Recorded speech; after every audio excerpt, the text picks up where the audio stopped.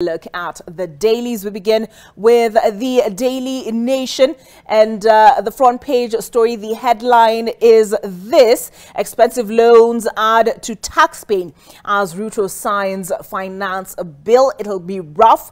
Kenyans should now brace themselves for new higher loan interest rates in the next 60 days after the Central Bank of Kenya raised the benchmark rate by 1 percentage point. The scheme, as President William Ruto assented to the finance bill, that is expected to pile more pressure on businesses and the salaried, as well as push up the cost of living, and the courts declined to issue orders against the new law. This story on the finance bill also informs the front page story on the Taifa Leo. But before we get into that, we take a look at what else is sharing the front page. And the question being posed here is, which way Raila? It says decision time there on the front page of the Daily Nation. And more detail is this: Azimio leader Raila Odinga is fast running out of options in his quest to tame President William Ruto and his Kenya Kwanza administration. All his previous attempts, from refusing to recognize his presidency to calling for cessation, have come a cropper. Fresh from major upsets in the National Assembly and Senate on the finance bill and the Siaya deputy governor impeachment motion, what does Mr. Odinga have up his sleeve this time round? They've enumerated said failed attempts, including the presidential election petition loss, refusal to recognize Ruto presidency, product boycotts, march to State House, expulsion of rebels to force by-election, cessation calls, ICC petition, release of IEBC whistleblower results, and the losses in Senate and National Assembly most recent. Also on the front page, good news for borders in free insurance and training plan. I had mentioned the impeachment motion that went a crop against the deputy governor Siaya County, and the front page reads that senators vote to save Siaya's old wall. Kenya Kwanza lawmakers gang up to deal Azimio rivals a blow as they use their numbers to vote against impeachment of deputy governor. This tyranny of numbers, is it a threat to democracy, is one of the things we'll be looking at this morning. Automated registry of sex offenders out, and name coast drug lords, urges Nasir. I also see on the front page of the Daily Nation, Kenyan trader probed for shipping arms to Shabab. All right, front page of the Business Daily, Thuge strikes, sets tone with highest loan rate in 7 years. Surprise meeting increases CBR to 10.5% from 9.5%. Rise meant to contain effect of new taxes from July the 1st. Let's take a look at a little bit more detail on this, as penned by Kefa Mwiruri. After just 1 week in office, the new Central Bank of Kenya Governor Kamau Thuge called a surprise policy-making meeting yesterday that increased the benchmark lending rate to the highest point in nearly 7 years on heightened fear of a spike in consumer prices. The move, which sets the tone of the new CBK leadership, has ushered in a new era of expensive bank loans and will further erode the spending power of Kenyan consumers. Higher interest rates mean consumers will spend more to service their loans. Besides bank borrowers, the high rates will also hit ordinary consumers in the form of more expensive goods on shelves. Also on the front page of the Business Daily, what taxpayers will spend on Uhuru Raila Kalonzo parks, and this particular report is penned by Patrick Alushula. Taxpayers will spend 645.09 million shillings to fund the parks for former President Uhuru Kenyatta, former Prime Minister Raila Odinga, and former vice presidents in the financial year starting July, pointing to the high cost of sustaining top civil servants in retirement. Mr. Kenyatta will get 440 million shillings in parks, which shows that a big chunk of the money will go to him.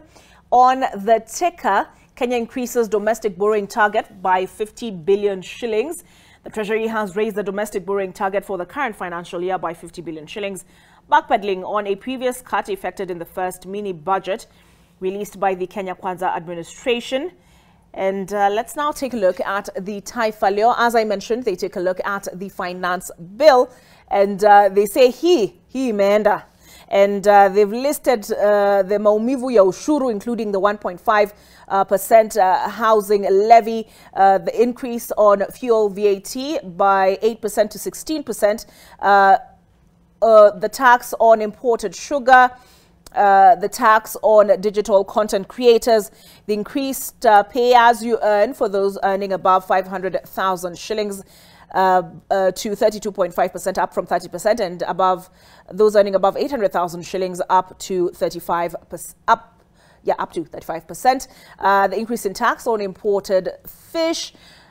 I also see on the front page here other details on the paying of the taxes contained in the finance bill. So that is the front page of the Taifa Leo. At the very top here, macho yote sasa kwa Raila, kinara wa Azimio atua nchi leo na kuelekea kikoni anakotarajiwa kutangaza upya mapambano.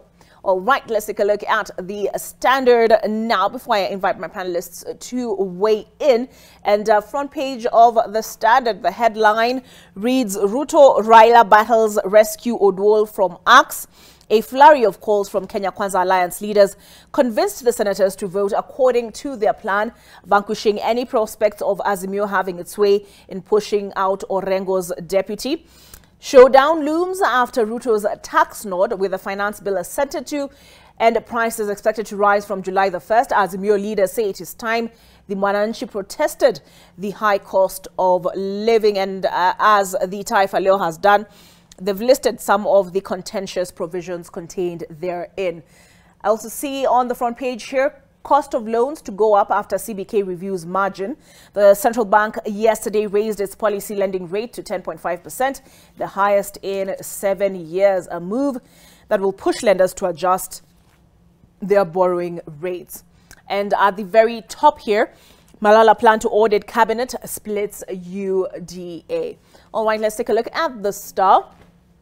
And the front page, the headline reads, Ruto's health plan to cost 550 billion shillings, government to hold 3-day forum to decide how to get the money. Also see on the front page here, speaking of health, an image of the acting KEMSA CEO, Andrew Mulwa. New KEMSA boss is dragged into the 3.7 billion shilling mess. Acting KEMSA boss Andrew Mulwa has been dragged into the bungled mosquito tender mess that cost the country a record 3.7 billion shillings.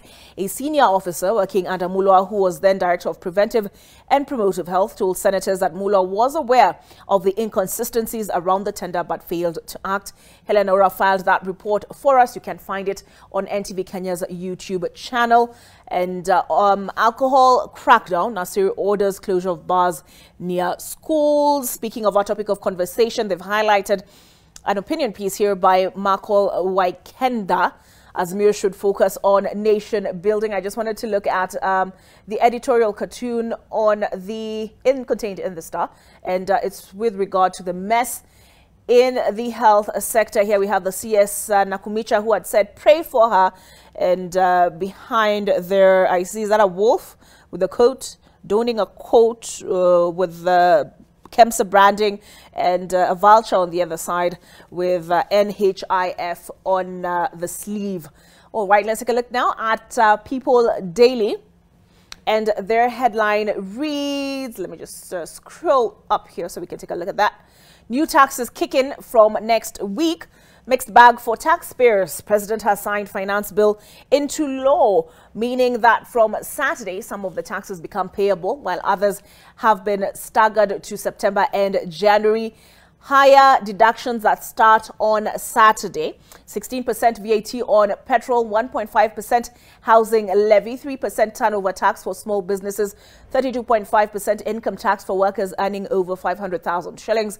Income tax for workers earning above 800,000 shillings, effective immediately, 35%, 12.5% excise tax on earnings from betting and gaming takes effect starting Saturday, and 10% excise tax on fish imports.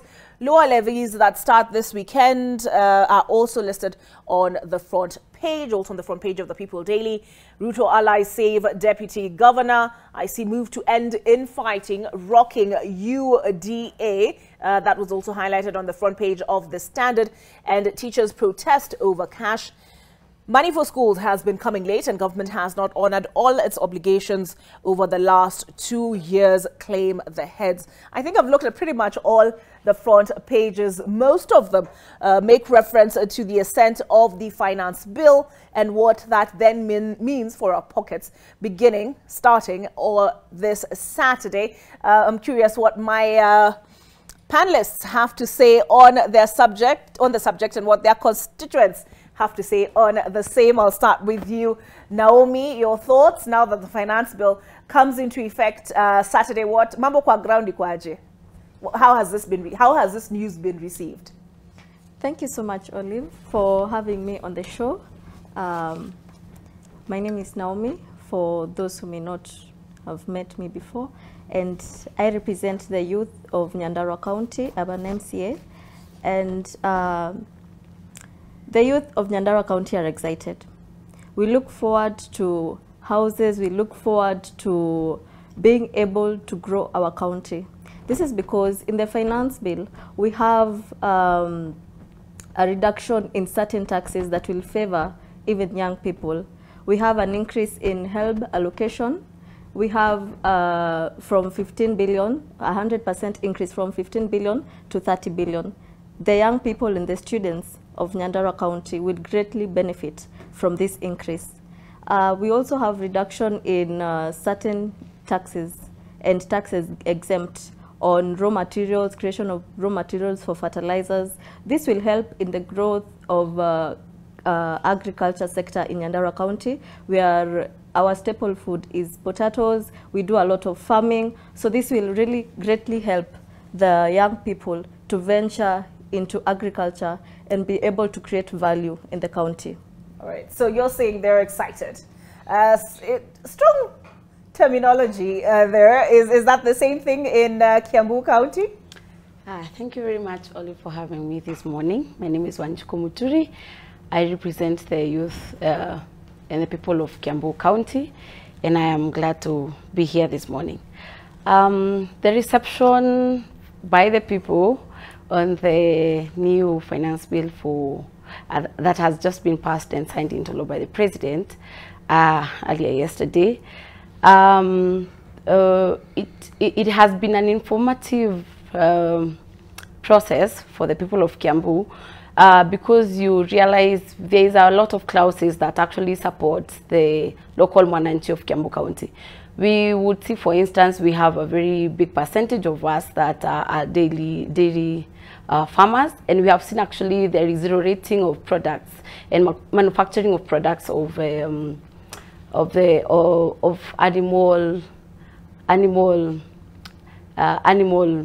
feed that actually support the daily farmers, and also actually the zero rating of the manufacturing of the pharmaceuticals products that they help the local mwananchi to tackle the issues that come with the farming of the dairy products. And there are a lot of also other things that actually excite the youth of Kiambu, because we have a reduction of taxes on the cost of the internet from 20% to 50%. So we are, as we encourage our people to plug into the ICT hubs that are situated in most of our constituencies, we're able to know that and see a progressive economy, whereas the youth of Kiambu will be able to plug into jobs online within the country and outside the country. So it is a progressive process where the people are going to learn actually as much as there are the broadly highlighted insinuation by the state on the majorly on the disadvantages of the tax on the finance bill. We also actually have a great and a lot of things that actually need to be highlighted, and the mwananchi will be able to see actually how much they are cutting cost.